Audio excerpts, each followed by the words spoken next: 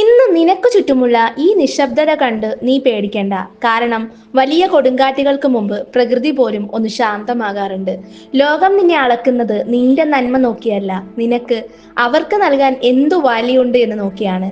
നീ ശാന്തനാണെങ്കിൽ അവർ നിന്നെ അവഗണിക്കും, നീ ബലഹീനനാണെങ്കിൽ അവർ നിന്നെ ഉപയോഗിക്കും.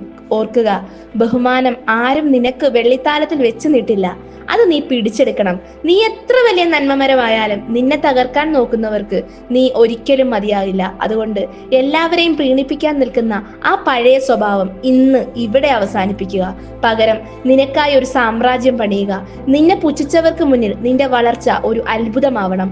പെയ്യാൻ നിൽക്കുന്ന മേഘം ഗർജിക്കാറില്ല, അത് പെയ്തു തോൽപ്പിക്കാറാണ് പതിവ്. നിന്റെ പരാജയത്തിൽ ആർത്തു വിളിച്ചവർക്ക് മുന്നിലൂടെ നിന്റെ വിജയത്തിന്റെ വെന്നിക്കൊടി വാറുന്ന ഒരു ദിവസമുണ്ട്. അന്ന് നീ ഒന്നും വിശദീകരിക്കാൻ നിൽക്കരുത്.